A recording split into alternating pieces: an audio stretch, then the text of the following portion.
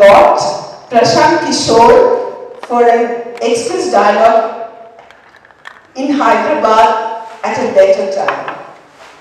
The much awaited Lok Sabha polls is almost upon us, and he has had a unique sort of participant observer status in these battles for a decade now.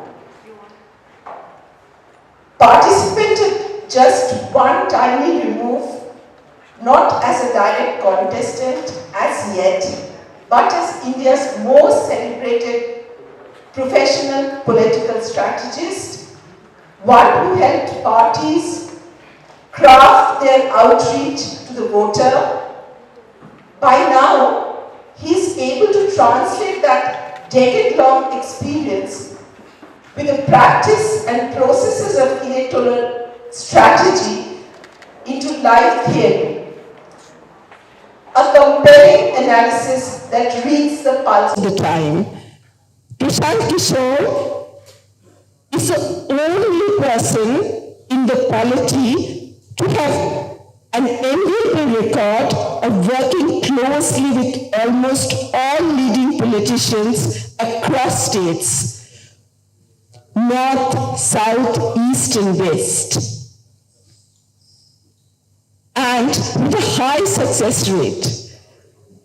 It's a glittering and eclectic resume after helping Mr. Modi win his 2014 mandate. His work took him to Nitish Kumar, Arvind Kejriwal, Captain Amrinder Singh, Mamata Banerjee, M.K. Stalin, Jagan Reddy, and the Gandhi siblings, you name it. In the process, he has acquired a grassroots understanding of voter psychology. From whatever he has liberally shared of how he does it, we also know it is on the back of real-time data, not only collected from pre-given data sets, but modified and confirmed by talking to people on the ground. That's perhaps the most important thing that he does and did. Something political parties were meant to do, but sometimes lost their way. In the processes, in the layers of protocol, VIPism, and security cordons. PK, as he is popularly known, is here today not because he is strategizing for any party or leader, but because we want to know what he sees from this unique vantage point of his. At this juncture, just a month away from general election, which may result in a historic third term for a PM, after no less than Nehru, what he makes of this polity in transition. One, which he perhaps plans to enter at a future time. I wholeheartedly welcome Prashant Kishor to our inaugural long-format Express Dialogue at Hyderabad. Thank you.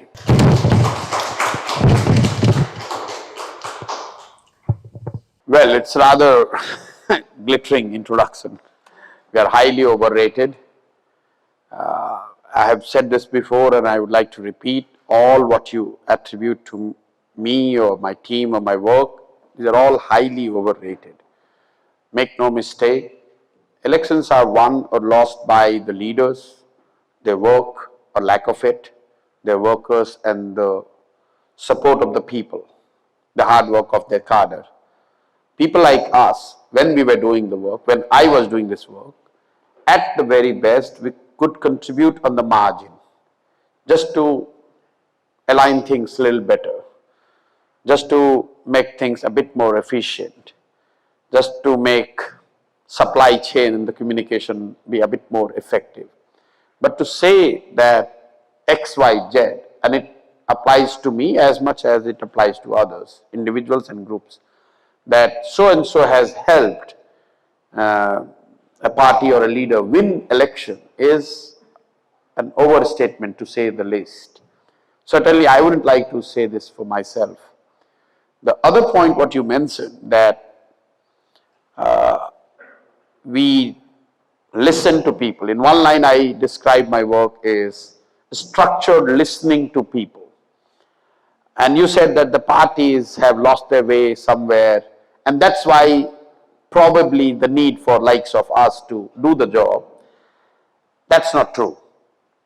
It's easier said than done. Look at how we have been told, and as we were growing up, you would have heard this. In Hindi, I would say, Raja भेष बदल कर निकले तो उनको पता चला. You would have heard this story time and again. Kings, they got to know about what people think only when they changed and went to the masses. This kind of summarizes everything for me. No matter how smart you are, no matter how big is your intelligence, no matter how big is your grassroots connect, how strong is your grassroots connect, someone who is sitting on the throne is never ever going to get an unbiased, unfiltered opinion. So it's not that parties have not been able to do and hence somebody else is doing the work for them. It is structurally the challenge. If you go and sit on the chair, I would face the same problem. Lot of us, we underplay this aspect when we say, how come this guy is not, how come my chief minister doesn't know what people think about him, that he is inaccessible. It's again, when you go and work closely with them, you realize how difficult it is, because you don't see it, and it has been there for centuries, not only for the elected leaders. Even when there was no elections, it was very difficult for the kings or the people, the rulers, to know actually what is happening on the ground. So that was just 2 points I would like to raise from what you said. Thank you very much. So we'll start the question Q&A session. Kalyan and I will ask the initial questions, then we'll open it up for our other colleagues and the audience to ask their questions. All yours. So, BJP's first list with all their heavyweights already out. PM seems to be on campaign mode. Do they look like set for the race more than anyone else in the fray? Do you therefore see 2024 as a foregone conclusion, as is being said everywhere? Well, I don't think they have done anything which they have not been doing last 5 years. So he is in campaign mode forever. So to that extent, I don't see this as an aberration. If he would not have been in campaign mode, that would have been the aberration. Again, I don't have a crystal ball to make a prediction who is going to win, but one can make an informed guess. Again, I would like to contextualize this. Anyone who claims, no matter how good a cephalogist he or she is, or claims to be, that they know who is going to win how many seats, make no mistake, they are just at very best, they are making an informed guess. No one knows. No one knows. It's like calling the coin. If in this room there are 50 people and we say, okay, let's call head or tails, 50% people will get it right. That's how the law of probability works. Tomorrow, the same 50 people will start going to the television audiences and newspaper and say, okay, tell me how to call a coin. The fact is, you don't know how to call a coin. But what looks, from what we hear, what we can probably make a guess, BJP-led NDA, for sure they have a massive advantage over their opposition, their opponents. Not necessarily because they are early with their campaign, not necessarily because he is hugely popular, not only because they have huge electoral muscle.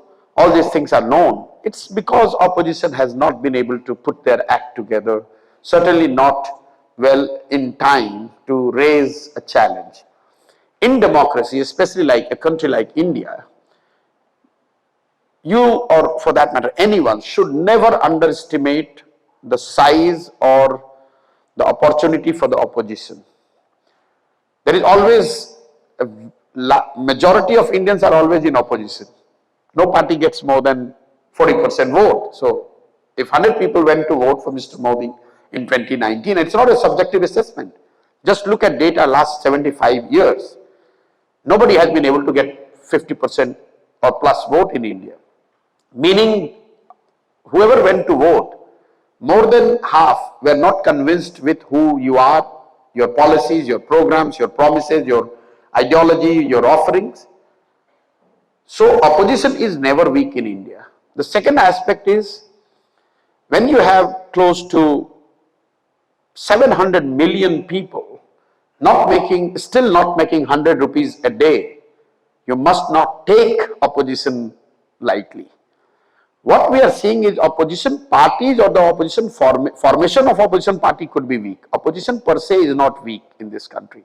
And that's why a leader like Mr. Modi perpetually appears to be in campaign mode. But because they, from their experience, they know they are not as popular as media is making it out to be, or their supporters are making it out to be. So they are continuously trying to kind of cover up. It's unfortunate from opposition's point of view that they have not been able to put together a formation well in time with right narrative and effort on the ground to mount a challenge. And hence, if elections were to happen tomorrow, there's no prize for guessing that BJP-led NDA would have a huge advantage. That brings us to the next, absolutely it follows from that, we are sitting in the Deccan Plateau.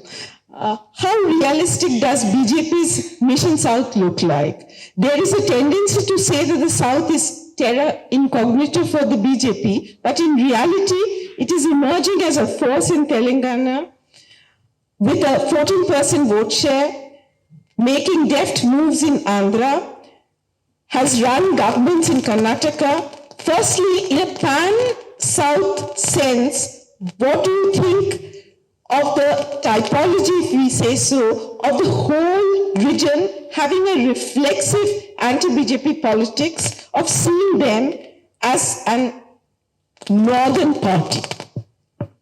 I think it's oversimplification. I never would like to believe, or I've never subscribed to this idea of North-South from BJP's politics point of view, because they have been the ruling party in Karnataka now almost 20 years, either ruling party or principal opposition. So this North-South thing doesn't hold. What does hold is the whole country, you can make a divide, East and South and West and North. When I say East and South, I start from Bihar. Then I go to Bengal. Then I go to Orissa, come down to Telangana, Andhra Pradesh, Tamil Nadu and Kerala. This East and South roughly accounts for 210 seats. And BJP till now have been, even with their quote-unquote great performance last election in Bengal, in Orissa, in Bihar, 100% strike rate, their total count is less than 50. 17 in Bihar, 18 in, including 18 in Bengal and 17 in Bihar. A lot of people think that BJP has swept Bihar, but BJP fought only 17 out of 40 and they won 17.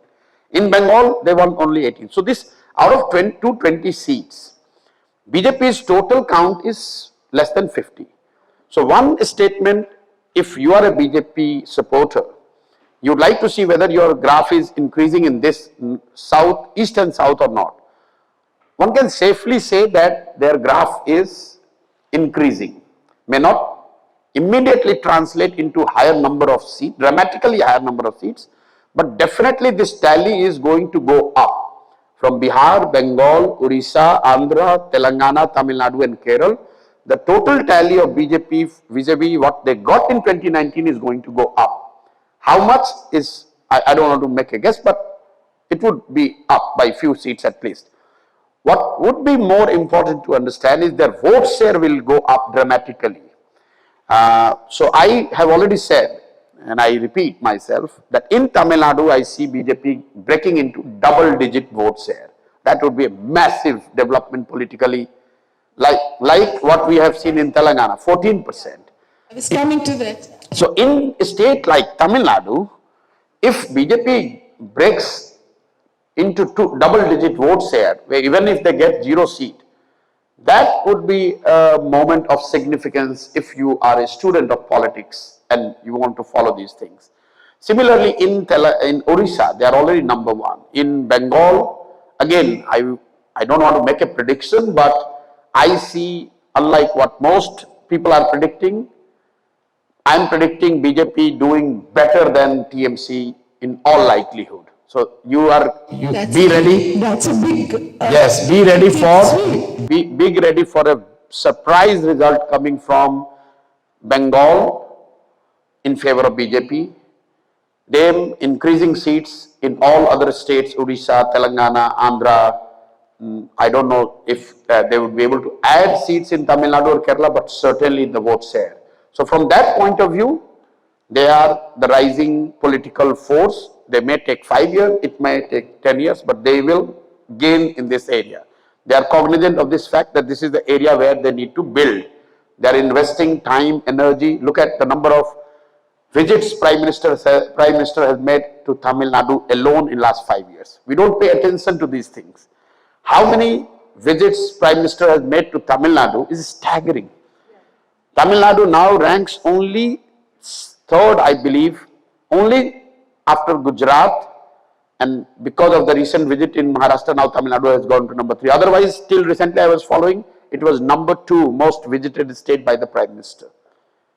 And that's why you see, they are aware.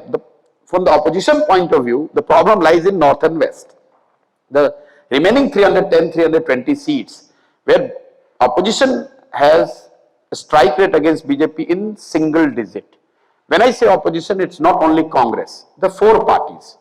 Congress, which is taking BJP head on between 220 to 250 seats. SP in Uttar Pradesh, we don't talk much about it. They are taking BJP head on in almost 70 seats in Uttar Pradesh, 65 seats. Then RJD in Bihar, they are supposed to take on BJP in 40 seats. And then finally the NCP in Maharashtra. Until and unless these 4 parties, Congress, SP, RJD and NCP, now Shiv Sena blocked together, unless they get their strike rate against BJP at least 25 to 30%, there is no way you can defeat BJP at India level. But in the same statement is hidden the secret of how you can defeat BJP in short run. If you get 30% seat in West and North, then 150 MPs who have won either from platform opposed to BJP or neutral to any formation, they come into play. So 150 non-BJP MP from East and South, club it with 100 coming from West and North, and you have a game. But for that, you need these 4 parties put together to win at least 100 MPs. Now look at the track record of these 4 parties. Congress in these states are less than 10 seats. Make no mistake, a lot of people look at Congress number at 55. That 55 bulk has come from Tamil Nadu and Kerala. Right. So if you remove 4 seats from Telangana, 9 from Tamil Nadu, 18 from Kerala, so Congress's number goes down below 30. SP has got only 5 seats out of 65. So has Sharad Pawar's party, NCP. In whole 48, they have got only few, 2 or 3. And RJD has got 0 MP. Until and unless these 4 parties put together, forget about Congress winning 100, put together this 4 party winning 100, there is no chance you can take on BJP no matter how much you try. Because simple maths, it doesn't add up.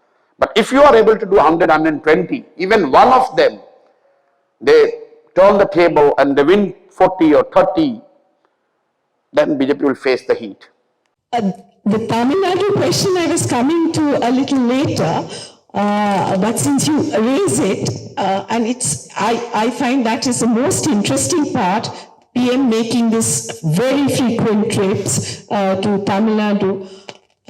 It could either be that he's so confident of the BJP performance in the northern states and Gujarat, that he can put more of focus in Tamil Nadu just to increase vote share, which seems to be a certainty.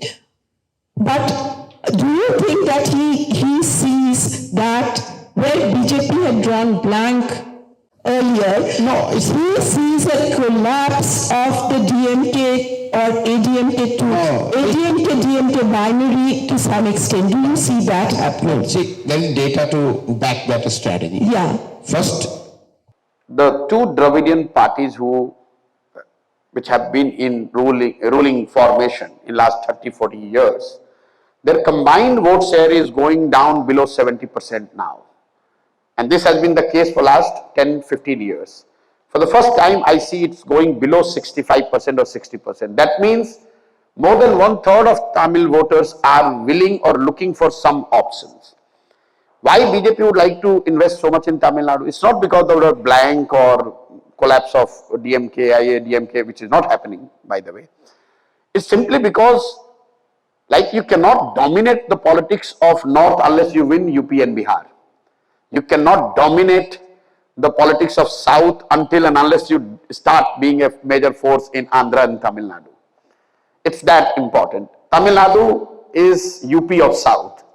So, Karnataka, they have been winning 15-20 years. Still you are calling them a North party. Karnataka is very much South. It's because in the minds of people, South is, the nerve center of South is Tamil Nadu. They are big. And also this whole notion of Madras, what Chennai was used to call, that everything was part of Madras presidency, whether it's Andhra, going up to part of Orissa. So from that point of view, there is a strategic, psychological and political game that one would like, a long-term player would like to invest in. And I see BJP, like any national party, they are long-term players, so they would invest, even if it means 2% or 4% of incremental vote share. Forget about the seat and all. They have enough seat. But they want to expand, they want to be, in true sense, as the party across, which has got footprints across India, and it also gives them cover in 10 years' time. Sooner or later, someday somebody will defeat them in Bihar or UP. They want a cover. So they want, that cover will come only from United Andhra or Tamil Nadu. You can't cover for a defeat, a possible defeat in UP or Bihar by winning Mizoram or Goa. You have to win a large state somewhere else. So that's why they are investing this much in. You earlier said that rulers find it difficult to know the public pulse. Not difficult. That's how the nature is.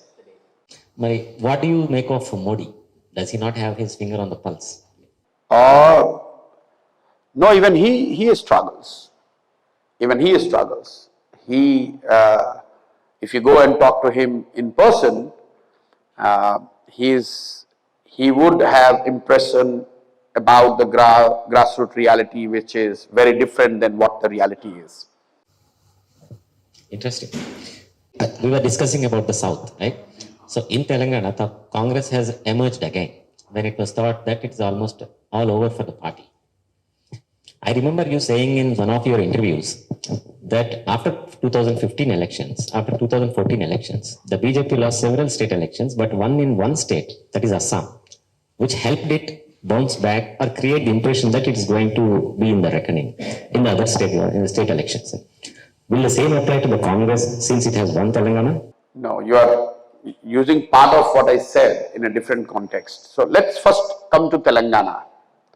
I don't subscribe to this thought process that Congress was finished in Telangana and they have all of a sudden they have emerged. Again, this is, when you are looking at data, tell me when Congress went down below 35% vote share in Telangana ever. It's just that after the victory, most of their MLAs deserted and went to BRS, what used to be TRS. Even in last assembly elections, Congress did reasonably well. They were the principal opposition. It's in the mindset of people. You and I don't want to look at hard data. We go by perception. It's an era of 2020. So nobody wants to study closely. You are saying Congress was party of 9 MLA and all of a sudden they have emerged. I am saying Congress was party with constant 35% vote share, which refused to go down no matter how hard BRS tried. So Congress was not a dead political force as it is say in Tamil Nadu or West Bengal or Bihar or UP, where their vote share has gone down in single digit, 5%, 6%, 7%, over 20, 30 years and has not moved to double digit. Make this mistake. So Telangana Congress was not as weak as a lot of people are making it out to be. The second thing, they won, the vote was more against BRS, sorry, than for Congress. So these two facts. Coming back to you said that one victory. No, I didn't say about Assam in that context. I was asked the question on Indian Express Adda that was there any opportunity for opposition in last 10 years? And I said yes, there has been 3 distinct phases when opposition had huge opportunity. Starting from 2015. So a lot of us, we think BJP is dominating everything, they have won everything. And I give you again, I will re-narrate for your audience, as early as 2015, only 6 months, barely 6 months in government, BJP's electoral setback came in form of Delhi election. They lost January 2015, they lost to Aam Aadmi Party. They were butchered electorally. 67-3. The same year, in November, they lost the high decibel election in Bihar. Again, reduced to 55. Then again, in May, the election 2016 May, they lost Bengal, they lost Tamil Nadu, and they managed to win Assam. So what I was telling, the first opportunity for opposition came in this 15-16 months time period from January 15 to May 2016, when BJP did not win anything. They were still new in the government. There was no cult imagery, it was still in making. And opposition had their chance, but they were just lazy. They were thinking that sooner or later Modi will become unpopular and will bounce back. So you let that opportunity slip by. And it was not one-off event. 15 months, BJP did not have a single electoral success. And in Assam, when they finally managed to win, that was purely the mistake of Congress. The second phase came, again, when after the massive victory of BJP in Uttar Pradesh in 2017, people have forgotten the post-demonetization, the economic distress and the effect of it started showing up 3 months, 6 months later. So in 2018, there was unrest, social unrest started in Gujarat, the Patel agitation, as you know. The 3 young people, non-political people, Alpesh Thakur, Hardik Patel and Jignesh Mewani. Massive unrest in Prime Minister's own estate, leading to BJP almost losing the election in Gujarat in 2018. Almost losing the state. That was the worst performance of BJP in Gujarat in last 20 years. Then they went on to lose Karnataka. Then they went on to lose Madhya Pradesh, Chhattisgarh and Rajasthan. So mark this time period again. December 2018 to December 2017, December 2017 to December 2018. Again 12 months, BJP never had any electoral victory. Congress tail was up. Rahul Gandhi was the president. They were doing well. BJP lost everywhere. Still, Congress could not capitalize on it. So BJP made a comeback. Then the third phase came in 2021, when BJP was defeated in Bengal and they didn't have electoral success anywhere else.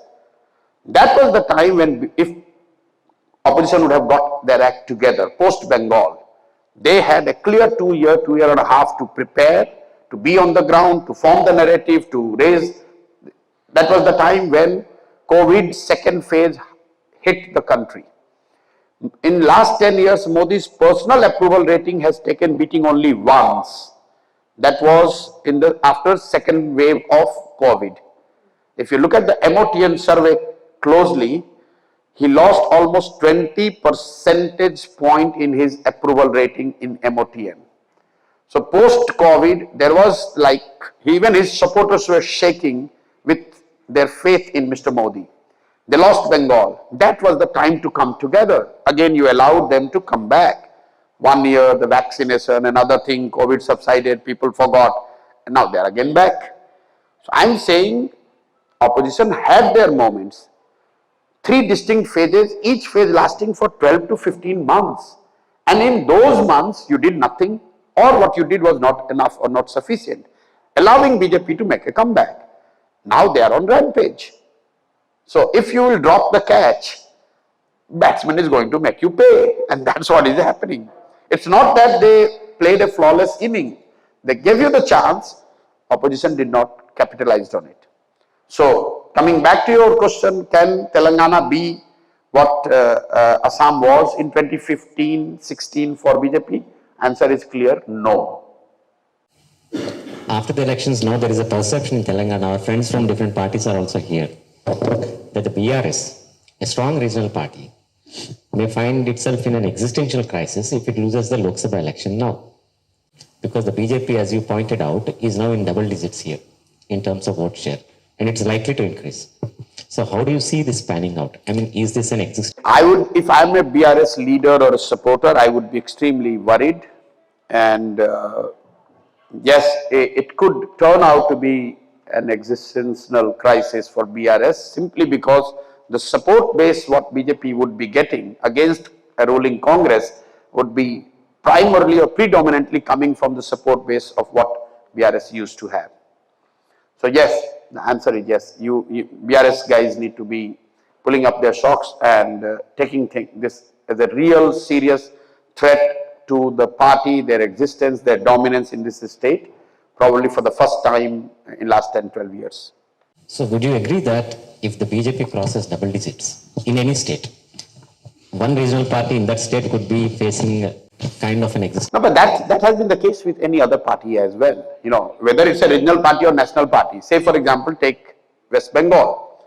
2 national parties, the Communist Party and the Congress were the number 1 and number 2. The moment Mamata Banerjee crossed into double digit, she became the dominant force.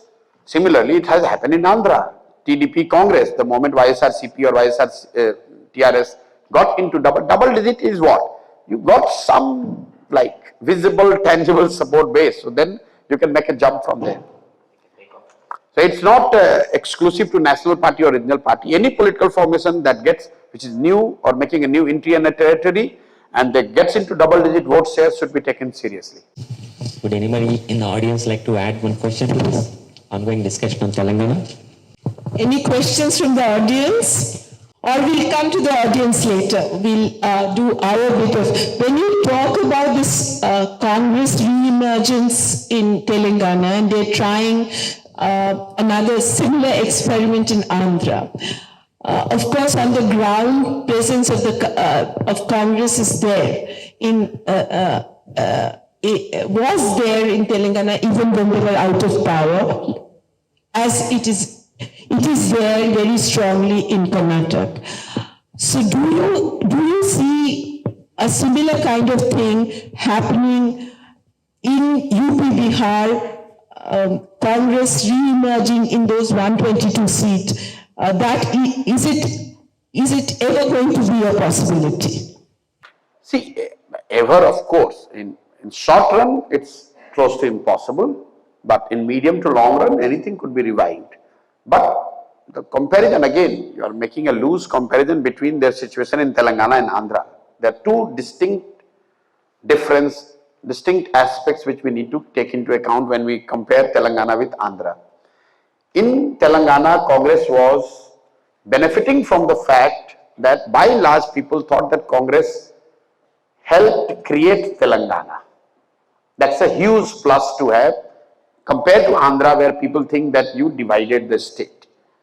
Second, in Telangana, as I was telling, in electoral maths terms, Congress vote share never went below 35%. So to take the 35% vote to 45 or 50 is easier compared to Andhra, where their vote share is less than 1%, 0.9% if I recall correctly. So it's very, very different. It's not something which one should compare, both in terms of numbers as well as the larger political acceptance in the society. Reviving Congress in Andhra is a far bigger challenge than making a comeback in Telangana. Can we go to Kerala and then maybe come back to Telangana and Andhra politics again? Do you see there is a similar effort, like there is an effort, very conscious outreach that is happening in Tamil Nadu, a similar kind of thing is happening in Kerala from the BJP's point of view. But do you see with the two very solid coalitions, LDF and UDF there, is there a possibility of BJP emerging as a force there unless one of the coalitions collapse, which doesn't seem to be likely? Again, all your question or analysis is based on the existing political parties or the formations. I don't pay much attention to it. I would look at Kerala as a society. Why BJP has found it tough to break into Kerala is because of the huge population of Muslims and Christians. Now, if BJP were to break into Kerala, whether it's LDF, UDF, forget about that, you have to have the substantial support coming from Hindus, OBCs, and they have tried that strategy when they played this temple issue in a big way last time. But that's not enough. Unless they break into the Christian vote, and bulk of Christians start, a bulk or even say substantial segment of Christian society starts accepting BJP as a acceptable political ally or a platform, they would find it difficult to win Kerala. So their strategy would be consolidate or be the dominant player among Hindus and isolate Muslims would be their strategy. Till now it has not happened, but they are in that direction. I see. I'm not an expert on Kerala politics, but what I see is that they were focusing purely on OBC, Hindu consolidation. So that probably has given them the base. Now I see on ground what I hear a little bit from few friends I have, that BJP is making a very concerted effort to break into Christian segments. So see, politics, as I was telling before interview, is just a reflection of society. If you do not understand society, no matter how much you analyze about these political parties and who votes here, it has not, you can only analyze things retrospectively. If you want to look at future or do a future crystal ball gazing, then you need to invest more time and energy understanding the society and the pattern at the societal level, rather than what is happening to BJP or Congress. I would see, how the major formations in society, which side they are going. That is far more important. So from that point of view, Kerala is not a state where BJP would not be able to break into. They are already they have their significant presence compared to Tamil Nadu. So, but whether they will cross to gain seats, it might take few times. But once if they get into double digit in Tamil Nadu, and as they are progressing in Telangana, probably it all will come together. Also, language is a major barrier. One thing which you are not realizing, if you look at this east and south corridor I talked about, what is distinct is the language. So, if you are in Bihar, how do you introduce yourself? Okay, I'm Indian and I am so and so, I belong to so and so caste. I am from UPite or I am Madhya Pradesh. There is no sub-regional identity, which is a function in parts of the language. But if you are, say, person from Odisha, you will say, I'm Indian, I'm an Uriya, and then the caste or the class becomes the third layer. So, Odisha, Telangana, Andhra, Tamil Nadu, Kerala, all these states, the language is one additional barrier which BJP, or for that matter, any Hindi-speaking party has to overcome in order to dominate or become a dominant political force. So that aspect is very, very important. Shall we sort of focus a little on Andhra politics and whether there is a possibility of Chandrababu Naidu who we fondly in the north call Babu. Babu making a comeback, is it a possibility? Or do you think Jagan is too strong and much ahead in the race for anybody to play catch up with him? And what do you think is the Congress new strategizing that they are trying to do by bringing Jagan's sister into the game? Do you think that is going to bear any fruit or make any political dent into the formation that is solidifying with Pawan Kalyan and BJP and Babu on one side, Jagan on the other, and Congress making this late effort to get into the game? Well, calling an election is a difficult game, especially if you are not involved in it. But I see this whole assumption that Jagan is too strong to be defeated has no legs. He is on a sticky wicket. He is going downhill, not because how good or bad he is managing his elections or what his party is doing and which group is voting for whom. It's simply the function of how he has run the state. Now, Andhra would probably come in the middle income state if you look at the Indian landscape.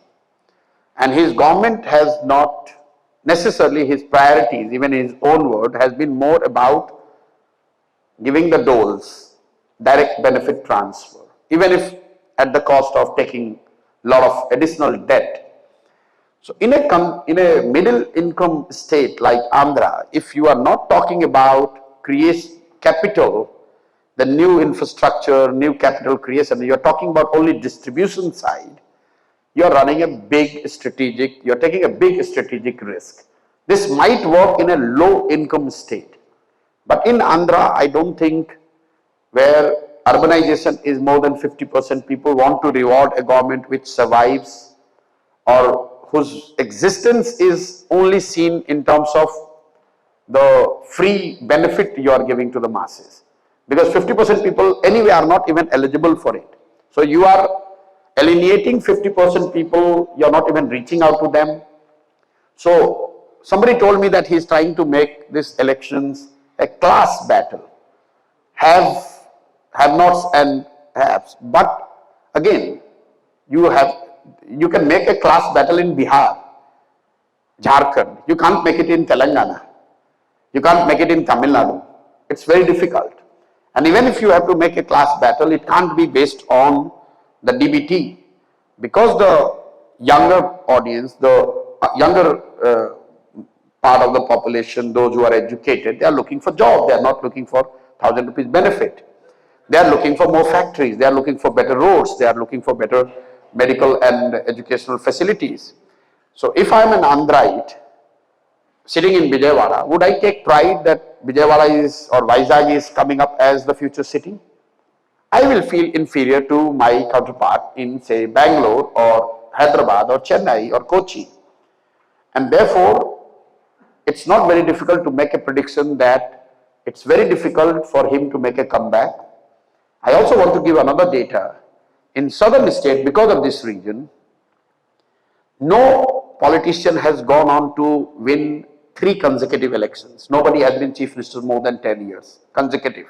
MGR was, but even during his tenure, there was a break. There was a president's rule in between. So technically, nobody in southern states have gone on to remain chief minister for more than 10 years. What does it tell you about the society again? Again, middle income states, society is, they are looking for goals, but they are aspirational on relative basis. 40 to 60% urbanization, more education, all these things tells you that as a head of the state, you must not put all your eggs in one basket called freebies. And Jagan has made a mistake, and I think he would find it very, very difficult to make a comeback now. You recently met Chandrababu Naidu. I met him 2-3 months back. 2-3 months back. Yes. So may we ask what exactly Can I add one transpired thing? at the meeting? Yes, so actually I tell you the context. Just a moment, there is a gentleman there who wants to add to the question. I'm Ramesh. Please introduce yourself and Hello. Yeah.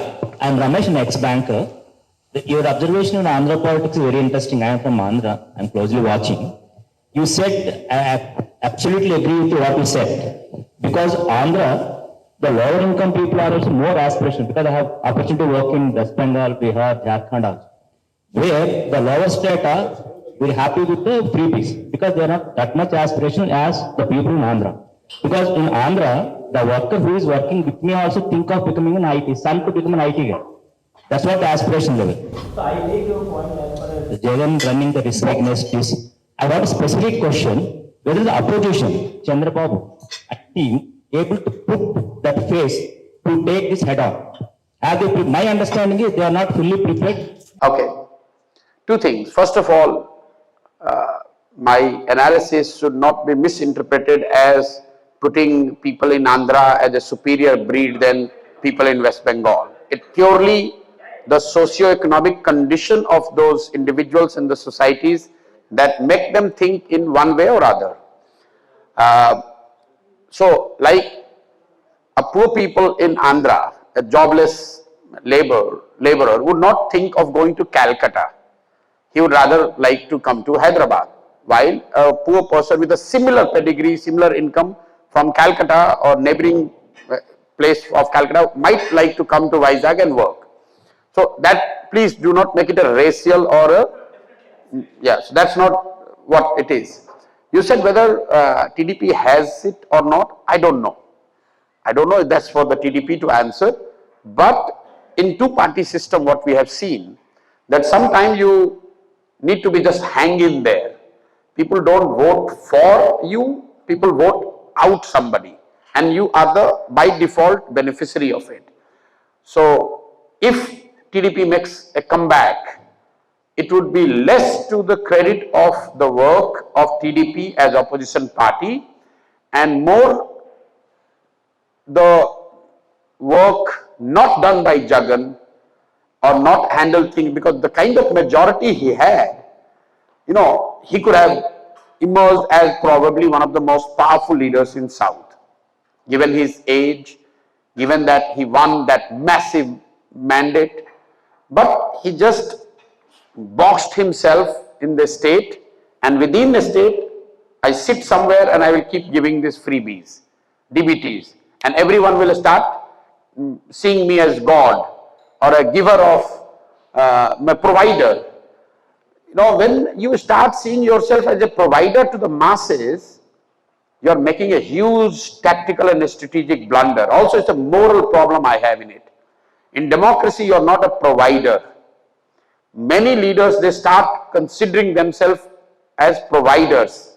A part of it hurted KCR as well.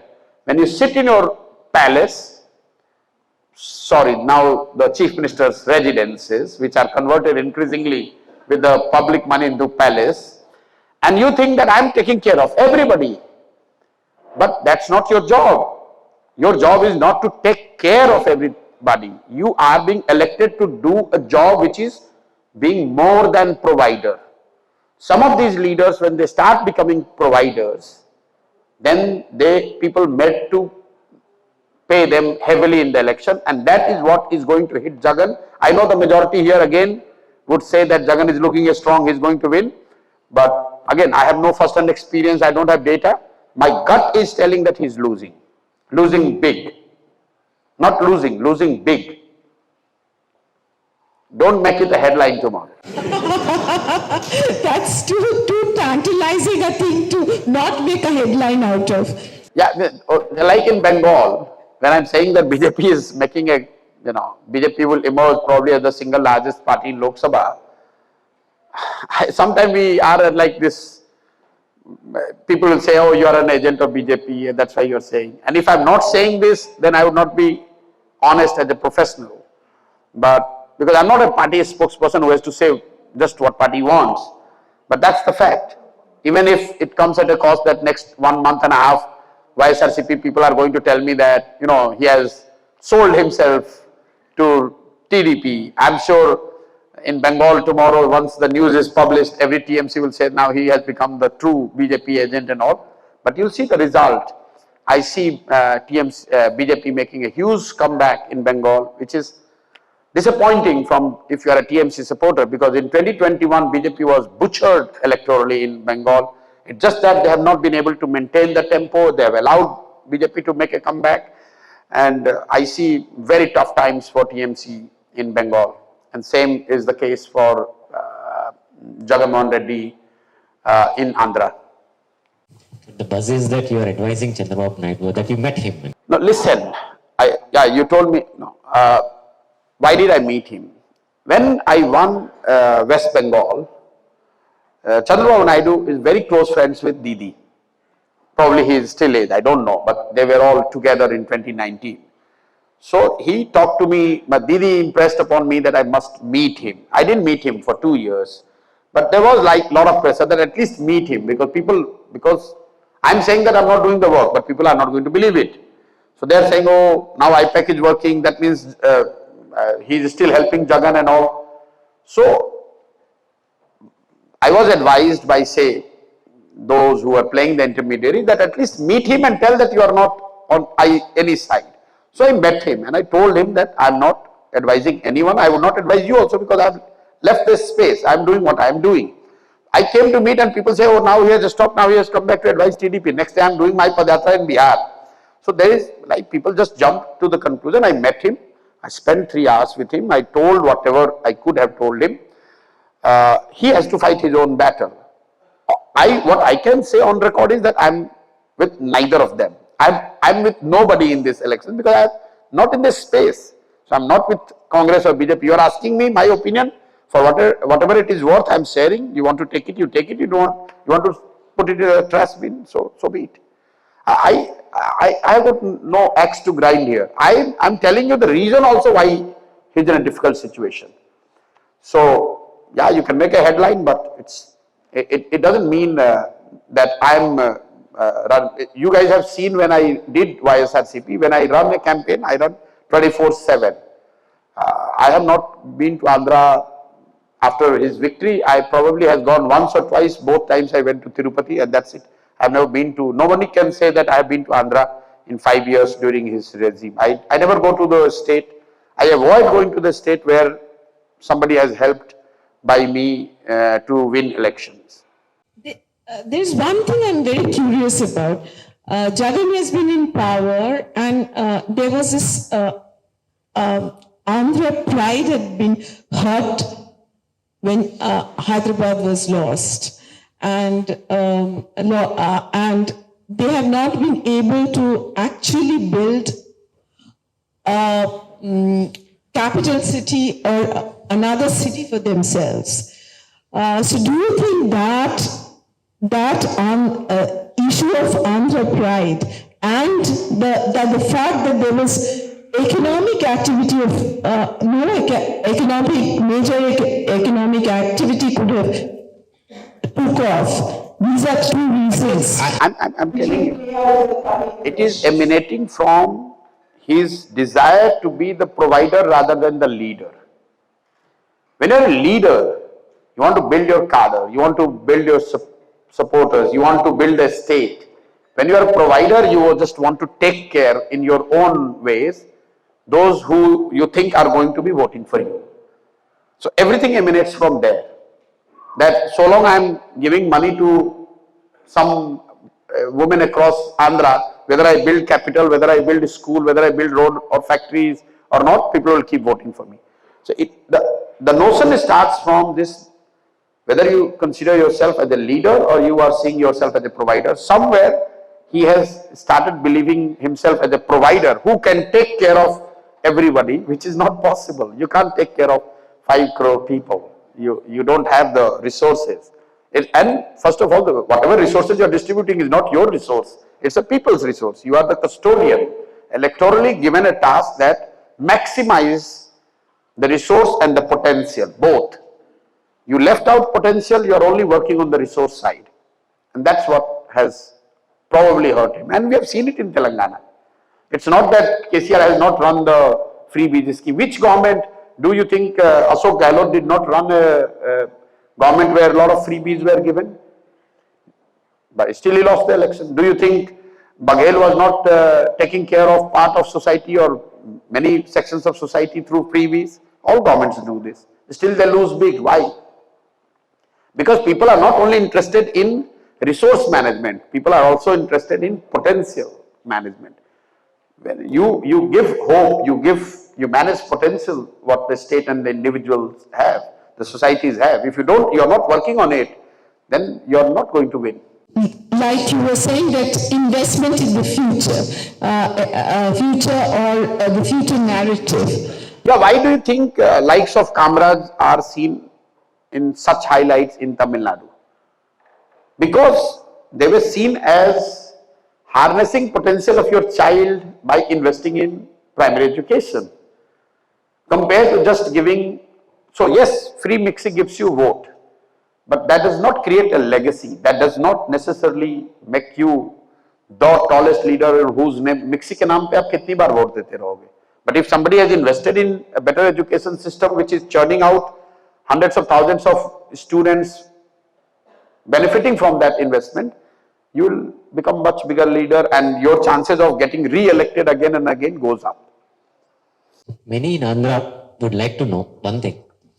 You ran Jagan's campaign in 2019.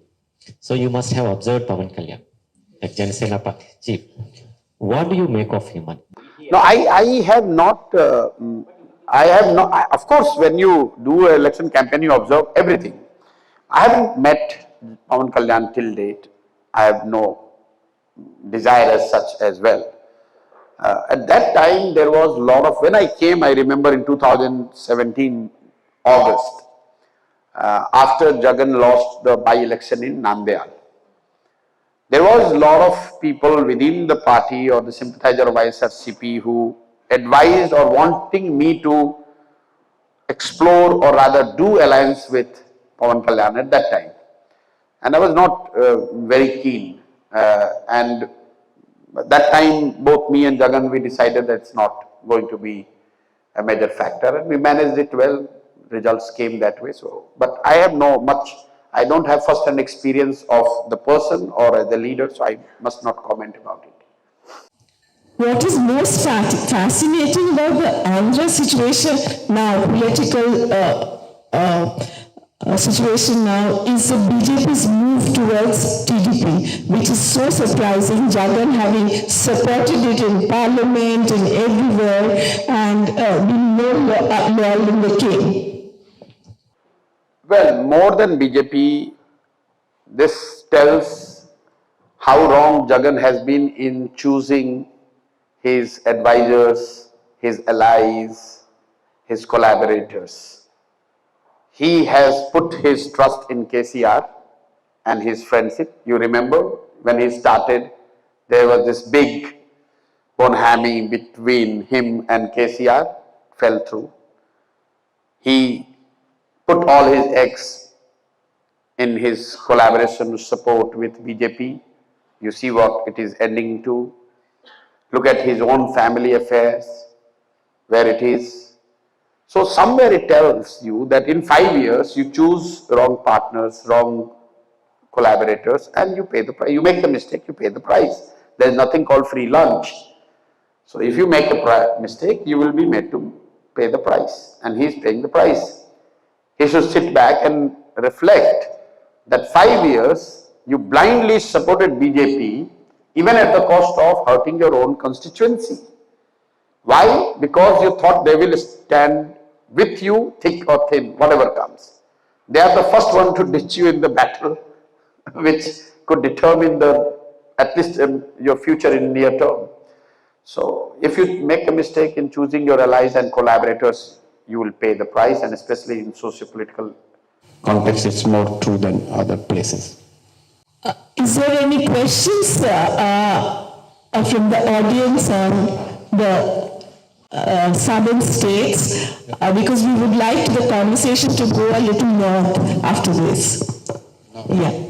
मेरा नाम R K. Jhunjhunwala है. As it is, I am associated with the Indian Express as a publisher. My question was, Modi ji is claiming 370 to 400 seats. What have you to say about this is more of a psychological warfare, part of the psychological warfare. Just see how the public narrative has been shifted from whether BJP NDA is winning or losing versus whether they are going to get 370 or not. So, Prime Minister making that statement on the floor of Parliament has made people, even those who are skeptics, even those who are not his supporters, take notice that if Prime Minister is saying 370, there must be the gospel. This is more likely to be the gospel truth. The fact is it's not. BJP winning on its own 370, probability is close to 0. It's very unlikely that BJP on its own can win 370 seats. As an NDA, they can improve their performance substantially from what they got in 2019. So when I say substantially, meaning last time they had 330. So they can easily add 10, 15, 20% more seats, but BJP on its own going to 370, meaning additional 70 odd seats for them, is highly unlikely.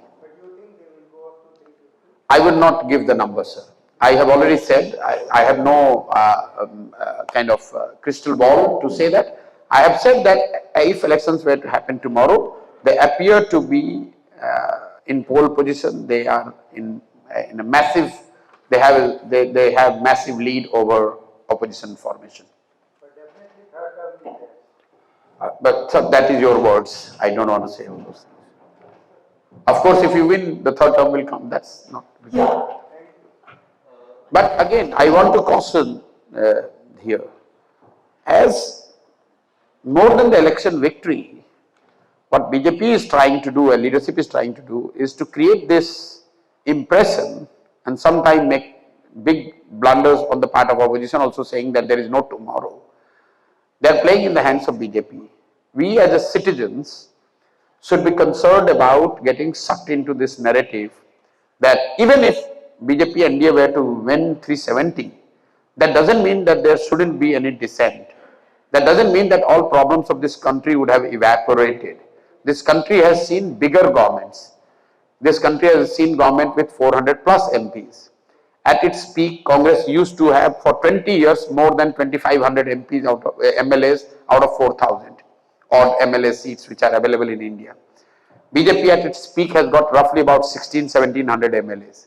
So, but the narrative is being built as if no leader, no party has been as popular, as dominant as Mr. Modi. That's not how it is. With your age, sir, sorry, I hope you don't mind, you would recall in early 70s, Indira Ji would have a similar aura, that she can't do any wrong, there is no dissent, there is no challenge, she can win, make anyone win. But even after the massive victory in 1971, on her own, without cadre, without party, Garibi Hatao, in 3 years' time, by 1973, at least 1/3 of India was on the street baying for her blood. So again, I repeat, never ever underestimate the opposition in this country. When you have 700 million people struggling to make their ends meet, you cannot take their support for granted. You don't know what could flare up where. Good evening, Prashant ji.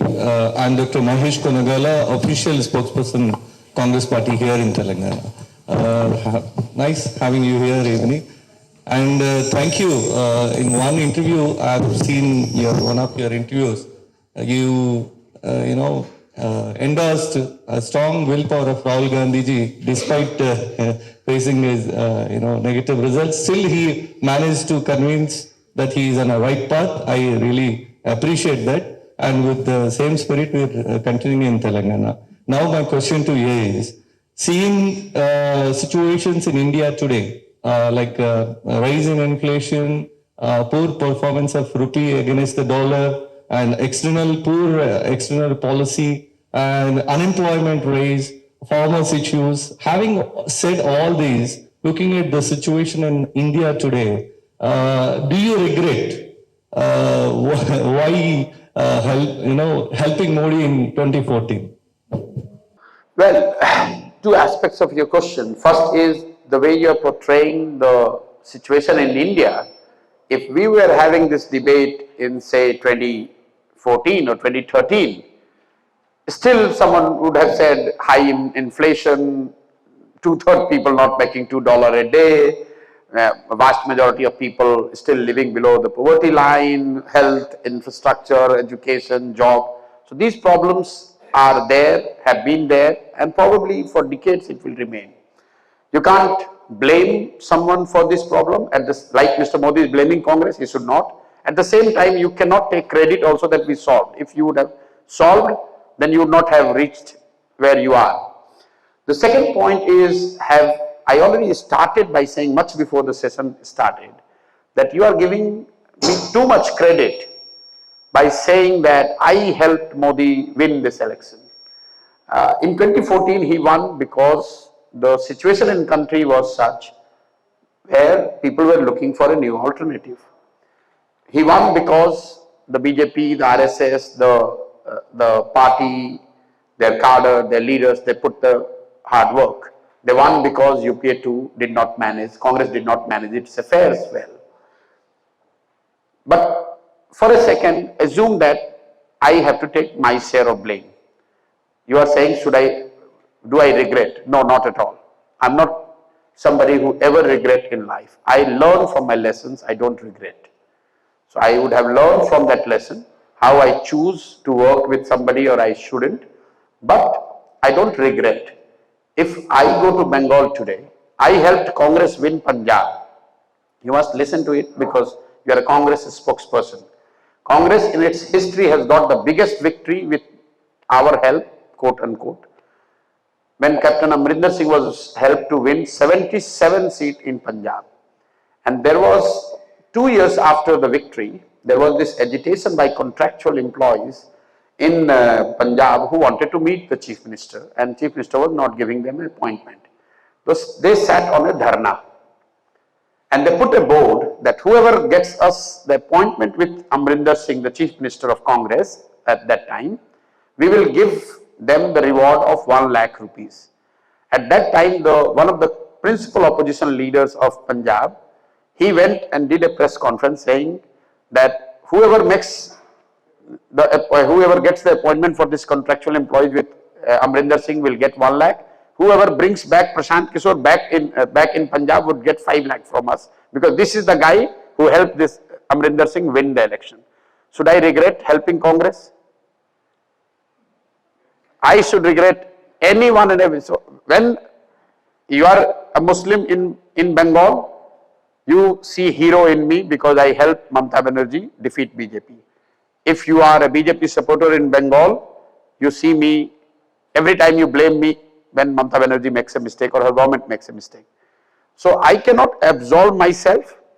So I am not trying to say that I do not have a role to play or I should not be. And that's why at some stage I said I am not doing this work, because no matter who I help win, there will be something to regret and there will be something to celebrate. So I neither regret or celebrate, I just learn from it, and probably I have learned enough, 10 years, and that's why I quit and say I am not doing this job and I have chosen something else to do in my life. That's how I see things. And one continuation. From this interview, you used a few, analysis, like your analysis on Kerala. Why BJP could not, make there is a strong Muslim and Christian minority vote bank, and they're focusing on. I don't call them vote bank. I said the society. Having understood the Kerala social composition, your narrative is like Christian and Muslim voters are high in number. BJP is struggling to do that. But one thing I want to, bring it to your notice from this forum, that one Mr. O. Rajagopal, BJP lone MLA, only single MLA of BJP from Kerala, he says 90% literacy in Kerala is the reason why BJP is not getting its foot in Kerala.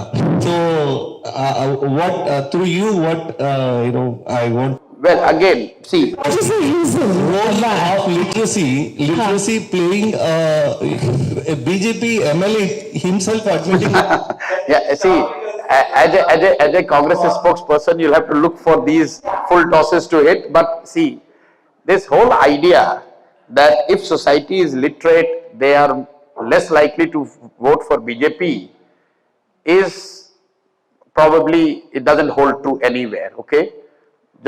You're saying that all those who are voting for BJP are illiterate is a huge political, no, whoever is saying, I don't care who says. I'm saying whoever says it, I don't give to who is saying. I'm saying it's, first of all, shows your lack of understanding. Second, it shows your arrogance, and it also makes you racist, because you are looking at as part of your fellow citizens and calling, because you are not able to defeat someone, you are saying, oh, they are winning because others are illiterate, or they are, some people making this statement in South. It's neither in the interest of the person concerned, nor in the interest of society or in the country. The parliament is, that's how the parliamentary democracy works. There has been time when people have ruled this country with the predominant support from South. Congress was the primary example of it. So should the Indians, North Indians should have start blaming the South Indians? I don't think we should get into that.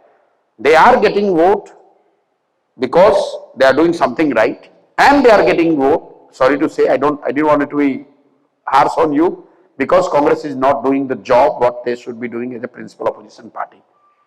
And on Kerala thing, analysis is taken. When you are going to Australia, you are saying that it's a Perth, you need to be prepared for the bouncy pitch. So it is much more difficult to a score run in Perth versus a Kotla Stadium or a Hyderabad Stadium. That's what I'm saying. For BJP's point of view, to win in Kerala, it is far more difficult because of the very significant high proportion of minorities, including Christians and Muslims. That doesn't mean that whether they are going to win or lose. Winning and losing is a completely different thing. It is that much more difficult. That's the only point I made. Good evening, Prashant ji. My name is Dr. Shravan Kumar. I work for PRS. I just want to share a view based on the conversation that you had with Mr. Kalyan. Kalyan was saying that PRS is in the existential crisis at this point in time, and particularly if in case we lose in Parliament. I mean, you are a serious analyst of politics and political history. From 2 Parliament members to today, whatever the number that BJP has, I mean, that indicates that win and to lose and to gain really does not matter if you really have the tenacity and if you define the true purpose for the society and the country. Number 1. Number 2 is you have mentioned that we have to focus on the data to make any kind of inferences. In Telangana, in the recent elections, in the assembly elections, 39% I think the Congress got, and 37% I think BRS got, and BJP got 13.9%, and in 77 assembly segments they lost the deposit. So I'm not too sure to make a conclusion that BRS is an existential crisis because of BJP or its subservience. That's something that I want you to think about it. I don't want an immediate answer, but what is your question? My question is an observation. My question is an observation. If you want to answer, I leave it. I hear you. I did not say, again, I understand what I say. He raised the question, is it the situation? I said you should take it seriously. Why you should take it seriously? Coming back to the data you mentioned, one should never look at the retro data and try to draw the conclusion about the future. This is the first time after VRS as a party you have got the setback. The KCR, he has been an iconic figure here. For the first time in an electoral fight, he has been defeated. So that itself is a very major setback. You said BJP moving from 2 to where they are, but they had multiple legs to build that journey from 2 to 300. You have only one leg, like all the regional party, which is called Telangana. The data which should concern BRS is the 14% vote share what BJP has got has all come from your support base, largely. Otherwise, this would have gone to you. Now, with Congress as the principal ruling party, you are the principal opposition party, and a third party reaching 14, probably if you do not hold your things together, it could be a big risk. That's what I'm saying. I didn't say that it has already become, but it could become for sure. Prashant ji has one more question. This is like a layman. As a student of politics, I have come into politics not because of any legacy behind me. To the choice, leaving my academic and corporate career, I have come into politics, and I contested in 2009 for Parliament and 18 in the Assembly from the Congress. But this is the election journey that I had, and I've been closely watching you. And I also heard that, you are a great influencer today, which you agree or you don't know, but you are a great influencer on Indian democracy and Indian politics, and also the elections. I want to ask you one question. What is your, in this entire experience that you had, how is that your role? You said that I have the ability or I have a method or a process to listen to people in a structured manner. By listening or by influencing the entire process, how is that you have strengthened the democracy is one question. Two is that today I find that the Indian democracy is the biggest mockery and a big hypocrisy because of the kind of unholy nexus between the crony capitalists and the political parties. I asked this question to Mr. Rahul Gandhi when I was in the Congress party too, and I'm asking you also today. The expense limit is about 75 lakhs, so 40 lakhs or 75 lakhs for a member of parliament. If I engage a consultant like you or any other person, I have to shell down for a member of parliament election 1, 2, 3 crores of rupees. Like that in every election and every political party crosses that 40 or 75 lakhs kind of upper limit. 1. 2, we call it as a representative democracy. Even today, 20% of the people rule this entire country and 80% of the people remain as voters. I talk about backward classes, I talk about scheduled castes, scheduled tribes, minorities. Yeah. He's the only one who can answer because in this forum, he was competent enough to answer because he has seen the world. He has seen the politics so deeply, and like me, I'm sure several young people, educated people who wanted to get into politics also will ask this question. Can we really make it or not? Because today in Telangana or in Andhra Pradesh or in southern India particularly, I have not seen that in Bihar, I have not seen that in Jharkhand. You want to contest as an MP, you need to have 50 crores. You need to have 50 crores, 100 crores. You cannot contest with 40 lakhs or 75 lakhs of upper limit that the election commission has put in. So in this kind of a situation, you are a great influencer. You have set a new trend in this country to scientifically conduct elections. Where would you lead people like us or people like young people here in terms of strengthening the democracy, strengthening the constitution, breaking the nexus between this crony capitalism and the politics? See, I have said this before. One unfortunate development I see for the southern states, which otherwise on relative basis on socio-economic parameters are doing better than the northern state, is the influence of money in the states like Telangana, Andhra, Tamil Nadu, not in Kerala, but parts of Karnataka and Maharashtra. And like in North, we are to blame ourselves for putting too much on vote in the name of religion or caste. Probably Southern people have to look and retrospect that why you guys are so much money driven. But I can tell you something. The money doesn't play the role in the final outcome, no matter how much you are spending. It has, because now both sides is spending, for good or bad, both sides are spending. So when the trend started, whoever paid 500 rupees benefited by getting vote, extra vote. Then now the both sides are paying. People are taking money from both, but still they are voting for those who they want to vote. Look at Telangana itself. Especially on the financial resource side, anyone would agree that Congress had no match either to BJP or BRS, but they have won. no, again, you're, on relative basis, if money was the factor in this room, if money was the single, no, I'm not saying that whether they are breaching the limit of 75 or not, forget about that part. I am saying, is it simply, elections have become simply the function of who has got more money? Answer is big no. Do not make that mistake. The same thing I answer in North. If you are thinking that elections are merely the calculation of caste, I answer is no. In North, I say if that is the case, in Bihar, I face this question every day in villages. And I say that Modi has won 39 out of 40 seats in Bihar. There is not a single caste man of Modi who lives in Bihar. In this room, everyone will say that people in UP and Bihar are voting on the basis of caste. Even people living in Bihar, they are not voting for caste, but still they think that they are voting basis caste. When I ask them that, how many of you are belonging to the same caste as Mr. Modi? They say, no, none, 0. And Mr. Modi has won 39 out of 40. The same thing, how many multimillionaires have won here, or people with bigger purse have won in Telangana or Andhra or Tamil Nadu purely basis money? When you look deeper, you would realize that actually that's not the case. If you have the public support, resource will come. But resource doesn't guarantee the public support. Make no mistake. It's an unfortunate development in politics. Fortunately for in North, it is still at like almost negligible. In South, it is becoming more and more prominent. But it is for the people themselves to reflect.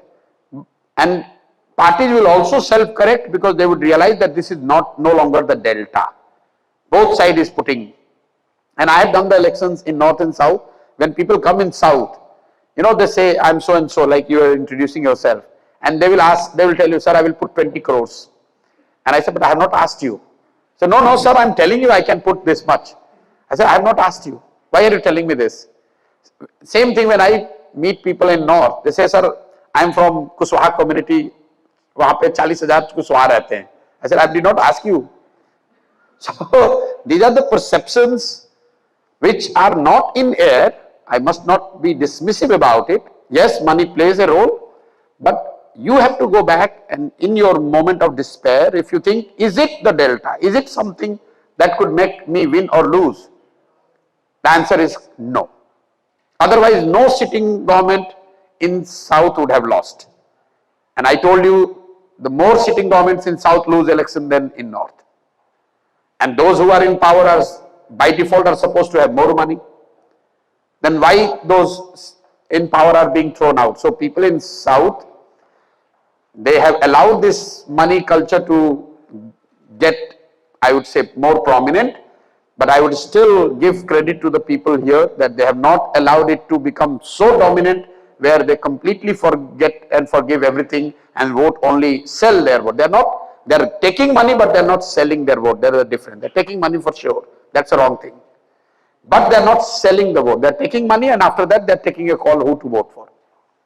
So, if you have it in you, you can fight and win. I know many, I don't want to name the names and put the numbers, people who have spent astronomical money and they have lost. You know it more than I would know.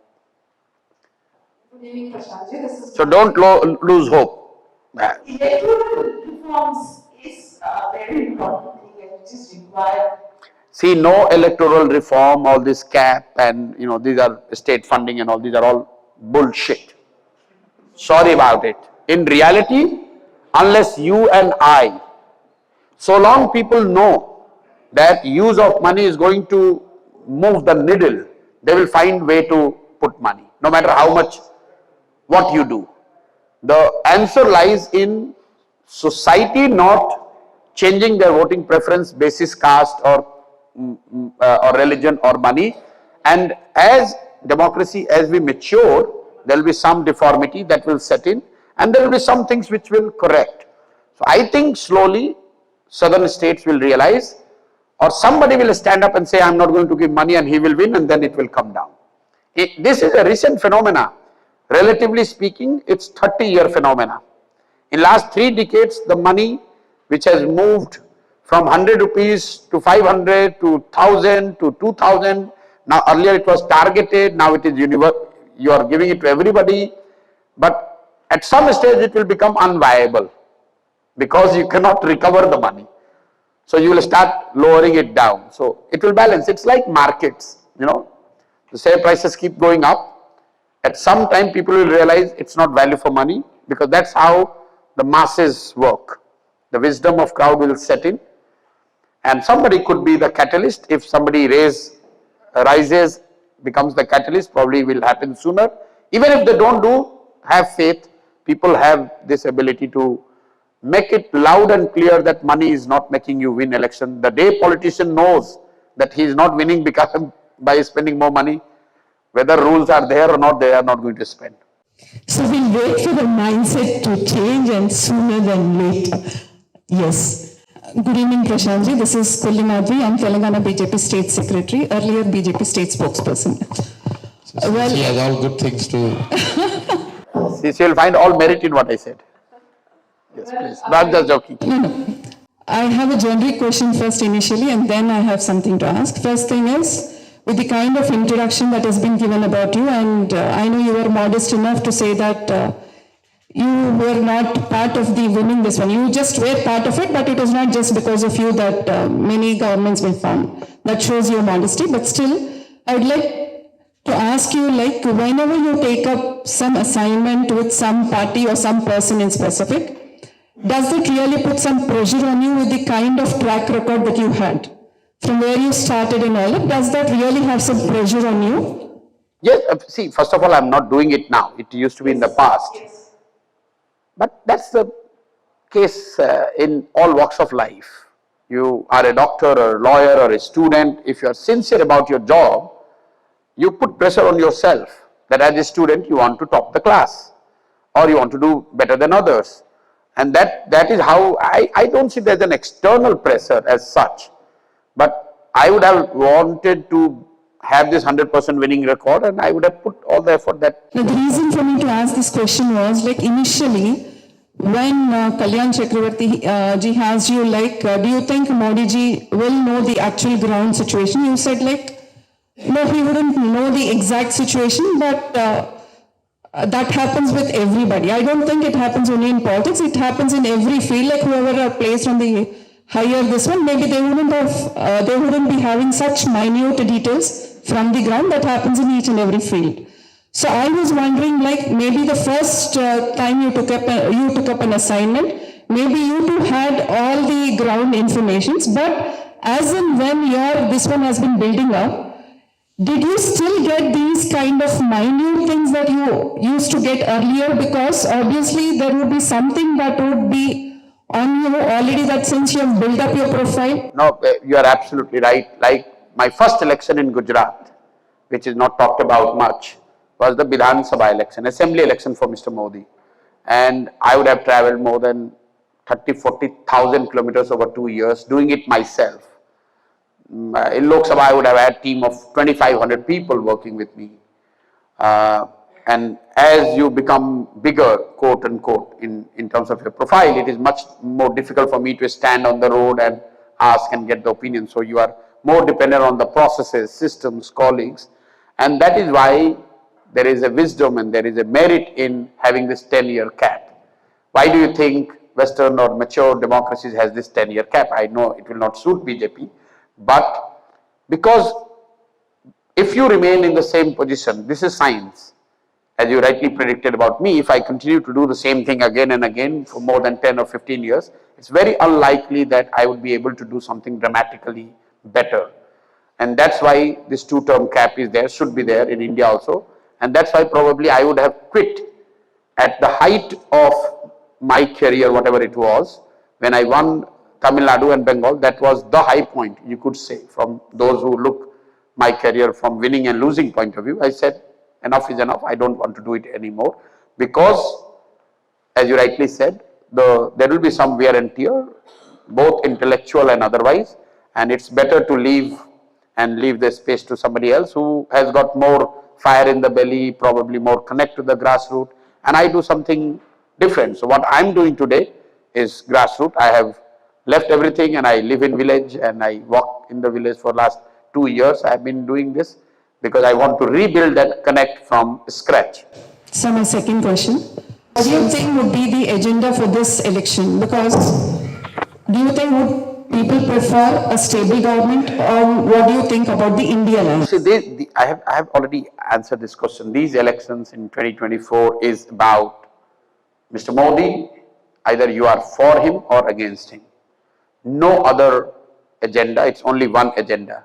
Whatever Modi stands for, his ideology, his work style, his delivery or lack of it, you are either voting for him or you are voting against him. Lot of people have asked me this question, कि राम मंदिर का जो हुआ है, कितना इसका असर होगा? I always say, no, Ram Mandir thing is not going to get incremental vote to Mr. Modi.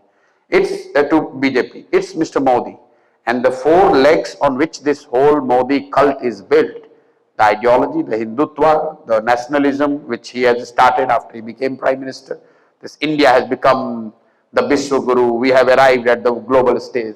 It's ironical. Look at the data. In India, 2/3 people are saying that India's position in the global rank and hierarchy has gone up. When the same question was asked outside Indians, to foreigners, they did not see any difference in India's standing in the world ranking. So it's part of the strength of Mr. Modi and their propaganda machinery, or I would say campaign strategy. So Mr. Modi's his support and the cult and the vote is based on this ideology called Hindutva, neo-nationalism, hyper-nationalism, whatever you want to call it, the very significant number of millions and millions of direct beneficiaries, Labharti, as you would guys say it, and fourth is this electoral muscle, which is together with RSS, the millions and millions of grassroots foot soldiers which BJP has been able to put in a synchronized manner to convert their support, take them to the booth and make them vote in favor of BJP is right now is at least in the Lok Sabha elections it's unmatched, and that's why you have this advantage.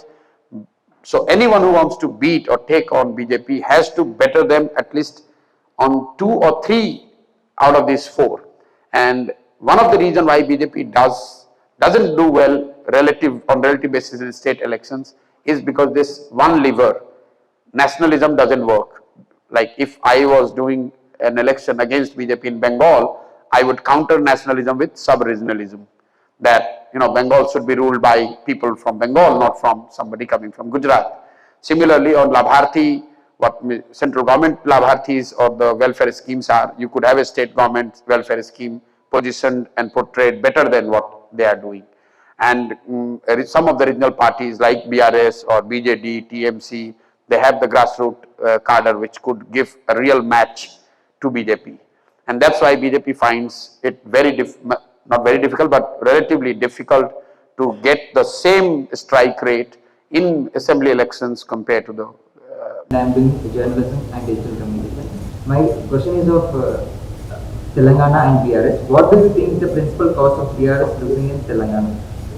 Misgovernance and the perceived arrogance of KCR, or the Congress emergence and 6 guarantees, or a BJP tactic? Because KCR is aspiring as...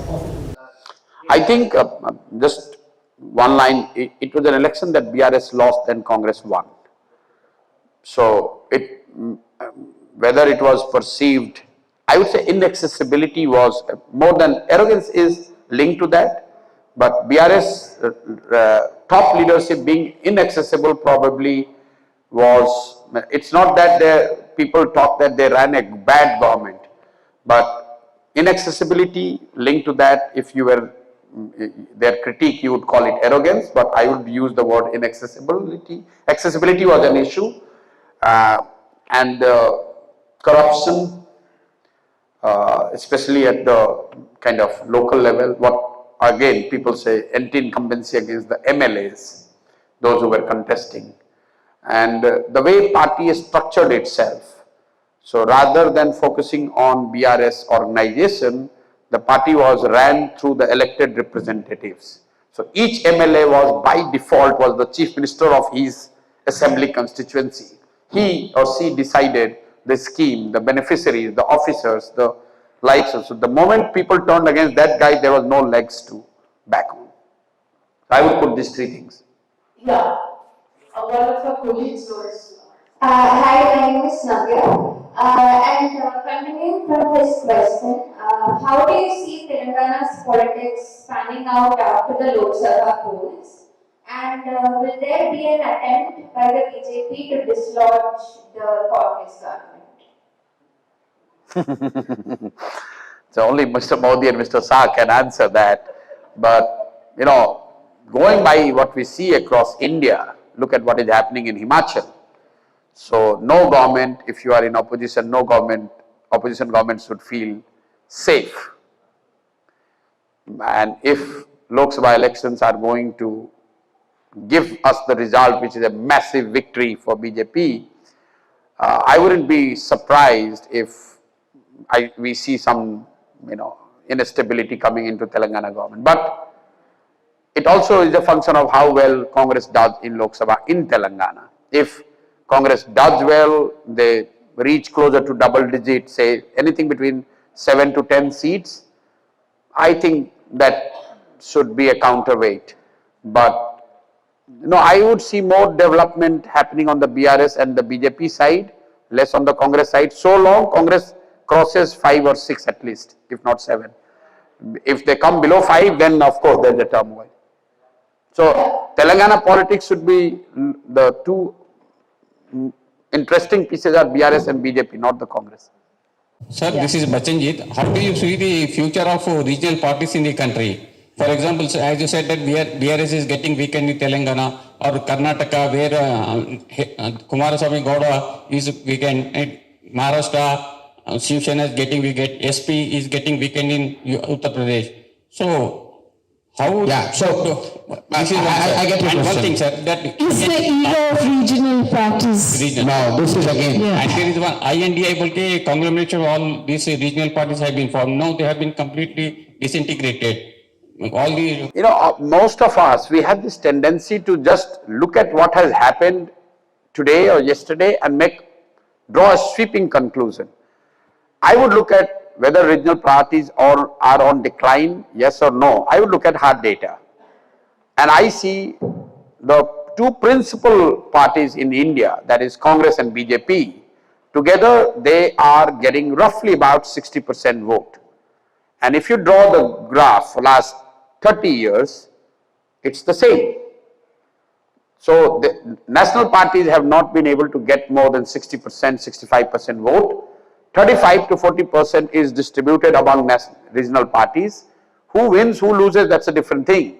Regional parties' trajectory could not be determined basis what happens to RJD in Bihar or TRS in Telangana. It is a function of, do we have enough Indians thinking or getting fed up with both BJP and Congress? That will lead to the rise of any third force, which you are calling a regional party. And for that, I would look at the long-term data, and I see post 1970, you know, that's like going back 50 years, the two principal opposition party among themselves, they have oscillating between 50% to 65%. Even in the last election, BJP got 38, Congress got 18. So roughly about 55 to 60% vote remains between these two parties. So you don't need to be a scientist or reading minute-to-minute breaking news to see what the future of regional party is. Look at 50-year data, it's showing that no, there is 1/3 or more than 1/3 Indians who are not convinced about these two parties and what they bring in terms of value proposition, and hence that dissent is going to be there, whether it is in the distributed form of different regional formations taking bulk of that vote in their respective states, or it comes in one coordinate, one form, an Aam Aadmi Party type of attempt which happened once, that no one knows. But yes, there is, I don't see BJP Congress vote share crossing 70%, and so long that doesn't cross 70%, there is always future for a third force. recently Supreme Court has shut down this electoral bonds issue, sir. So what are your views here, sir? So electoral bonds literally legalize the corruption. Those who would back electoral bonds, they would also say, because so long the donor is anonymous, You can easily give a road contract and ask the guy, rather than giving cash, just buy the electoral bond and give it to us. So Supreme Court in its merit, rightly so, has struck it down. Let's wait for the new system to come. But equally important is to appreciate that if you take out electoral bond, which was wrong, appeared to be the way it was run, of course it was wrong, but you have to have an alternative. You can't go back to the old system where everything was cash. So yes, I would have, as a citizen, would have loved if Supreme Court would have struck it down and would have given some directive principles or some guidelines that, okay, restructure this program in XYZ manner. So that is what probably court has left it to Election Commission and the civil society and the larger group, all other stakeholders to figure it out. But we must not go back to the cash only electoral funding. Hello sir, so I'm Nitika Banerjee, I'm a reporter here, and my question is, Kharge stated that there wouldn't be an election if Modi won again, and elections would basically become a sham. And you yourself said that the election commission is an extension of BJP, and we've seen that pattern in other central bodies as well. So given that and the current political landscape with BJP's influence, how far do you think Kharge's assertion holds merit? Well, Mr. Kharge's statement, I said it before, if nothing else, it's a huge tactical error on the part of the head of a principal opposition party. Maybe they are saying it to send a message to voters that please vote for us, otherwise there will be no election, democracy will be compromised, constitution will be hijacked, and so on and so forth. But what they are not realizing is, by doing this, you are literally scaring citizens and probably getting into trap what BJP wants you to be in, where people start thinking that after 2024 there is no scope or opportunity or platform for us to dissent. Everyone has to fall in line. When Mr. Modi stands up in parliament and he says, and UP guys are not paying probably much attention to this statement, that get ready for big decision. Now if you are his supporter, you are reading it in one way, but if you are not his supporter, it is sending shivers down your spine. So as a principal opposition party, they are smarter and more experienced than me, but I would say that we will fight with all the might we have, but 2024 is not the be all and end all. There is life, there is democracy, there is country, there is society beyond 2024. And fights are not only, dissent is not only reflection of how many assemblies you have won or how many parliament seats you have. Look at what farmers are doing. They are not associated necessarily with a political party, and they are making this mighty appearing government go down on their knees. 50,000 odd people determined for right or wrong reason, and they are making the government come on their knees. So I wouldn't, first of all, I would disagree with Mr. Kharge's statement. Second, whenever you have a strong government, no matter whether it was a Indira ji led Congress government, Rajiv ji's government or Modi's government, depending on who you are, you might put more blame on Congress and less on BJP, and if you are a BJP supporter, if you are a Congress supporter, you put more blame on Modi. We have seen, this country has seen, the democratic institutions have been under pressure, have always been under pressure. Whenever you have a very powerful government, and that is why probably there is a book you must read, The Myth of Strong Leaders. When you have a very all-powerful leader, usually these systems and institutions, protocols and practices come under pressure. But I would like to end by saying that as citizens or as journalists, you are probably a stakeholder with responsibility. We must not undermine the wisdom and the strength of people in this country. No matter how strong a leader you are, no matter how big a party you have, no matter how many elected representatives you have under your belt, you cannot steamroll 1,300 million people, 1.3 billion people. It's just not possible. You go to the village and ask somebody and they will tell you, and I do this every time, that you have voted for Lok Sabha in BJP, for BJP in Lok Sabha, why are you voting for Mamata Banerjee? And you know what typically people say? Sir, सारा power एक ही आदमी को थोड़ी दे देंगे. So a common looking people is far more smarter than you and I, and hence we should have the trust and faith in the people here. The system sometimes could come under pressure, but I do not see, I'm not one of those who see everything crumbling just because 2024 Modi is going to win. This country has seen bigger governments. You know, Mr. Nehru was more than 3 terms, Indira Ji was more than 15 years. So it's not that if Mr. Modi wins, it's what BJP wants us to believe, that this has never happened in the history. This has happened in the past. This country has seen the good and bad of it and has dealt with it, and people have resilience, the character to deal with it if the need arises. So in this country, make no mistake and have faith in the people here. If I can just add to that, if a Modi 3.0 is a fait accompli, what do you think is going to be the nature and shape of things of the Modi government and of India thereafter? I don't know. Definitely you would have more decision, and I again underline the word, more decisions coming your way or our way, which would appear quote unquote decisive. May not be beneficial, or may or may not be beneficial, but appearing to be decisive, big decisions. So, but in democracy, we have looked at last 100 years, 200 years, you study closely, you know that all decisive appearing decisions are not necessarily good decisions. So many times what people say, oh, this government is decisive, this leader is decisive.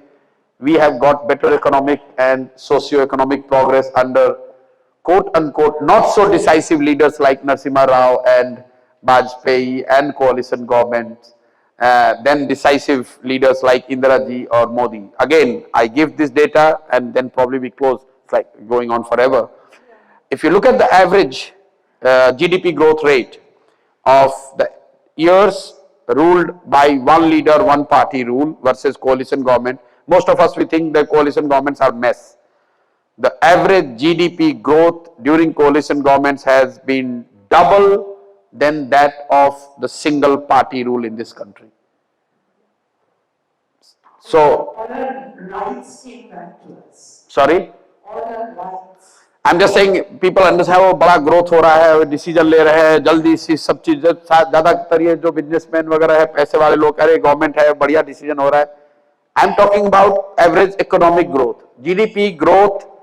If you club all coalition governments, 3 years of Janata government, then minority government of Narasimha Rao ji, then followed BP Singh, before that Deve Gowda ji, Gujral ji, Vajpayee ji, all this government put the economic growth, GDP, it's twice, not little bit, twice then Rajiv Gandhi, Indira Gandhi, Mr. Modi, Jawaharlal Nehru, it's twice, 100% outperformance by coalition governments. This is the hard fact. So don't go by perception. Yeah, we haven't asked about your own yatra.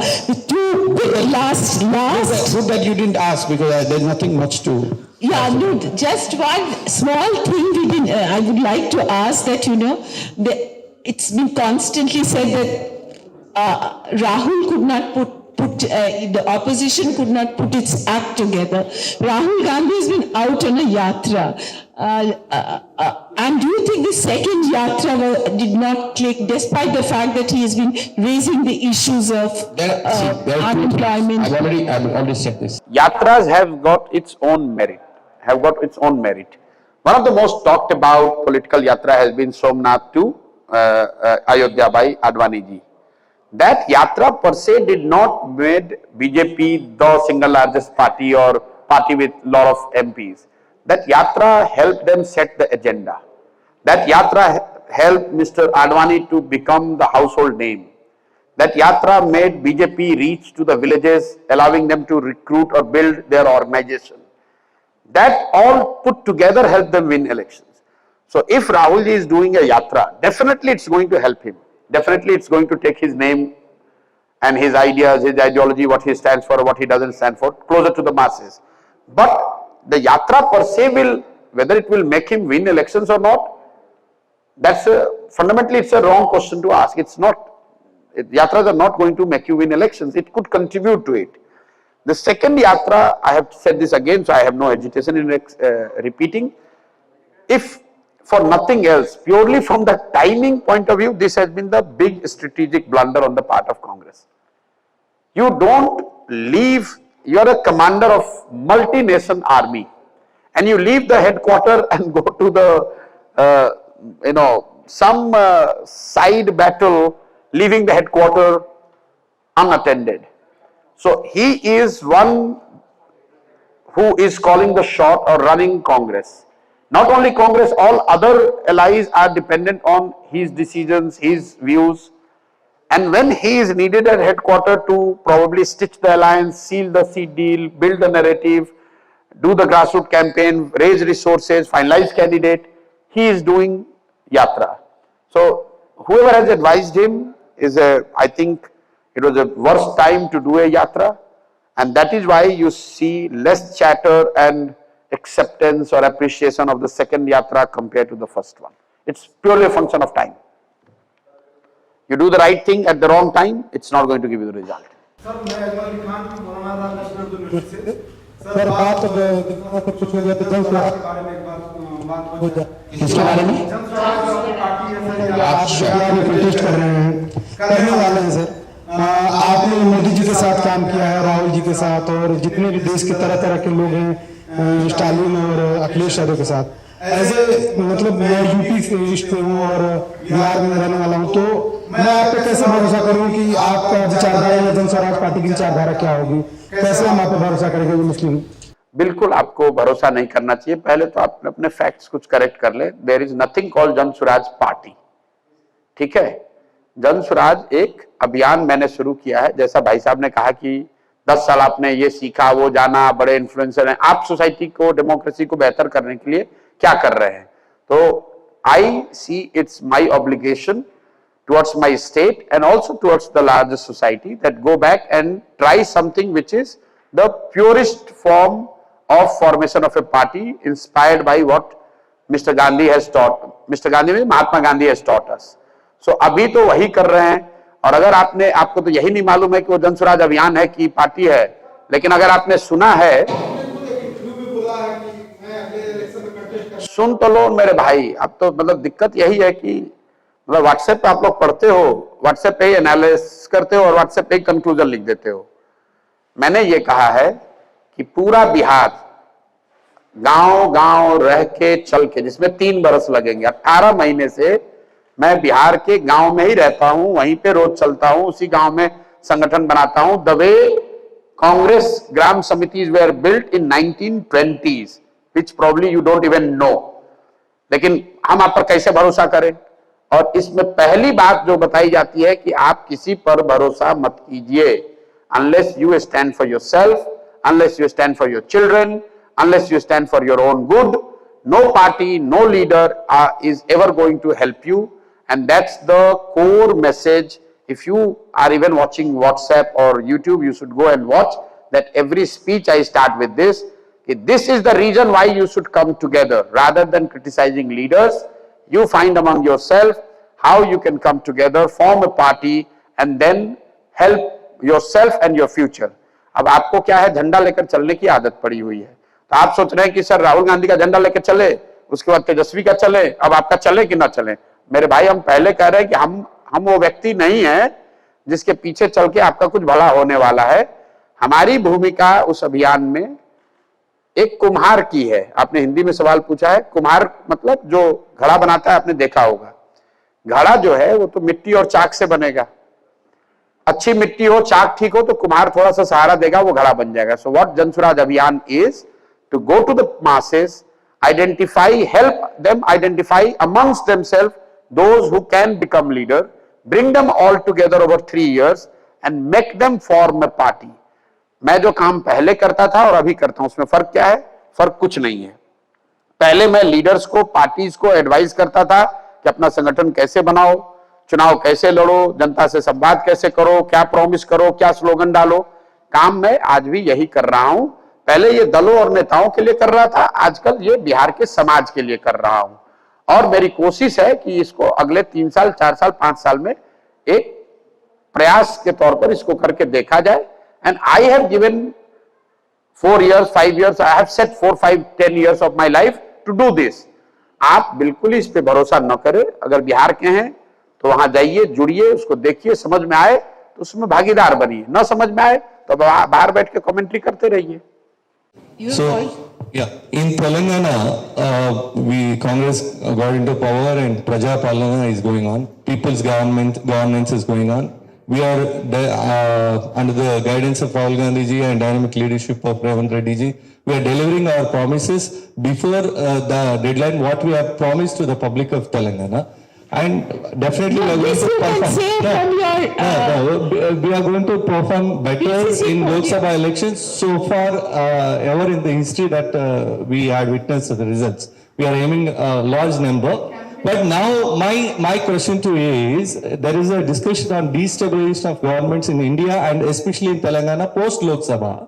So having this, services to the public of Telangana, having this people's government to the public of Telangana, if something goes wrong, definitely people of Telangana revolt against BJP. But when this should stop? Is this conquering Stone Age politics that we are running into?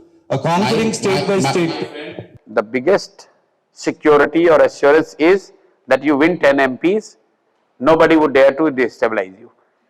Rather than doing badly in election, being put under pressure by BJP and then hoping people to do revolt, you rather work on getting people's support and get the maximum number of MPs. Nobody will destabilize you. Nobody will destabilize you. What all you said, whether I don't know about it, but I'm saying if all goes well, and if everybody in Telangana for Congress should do well.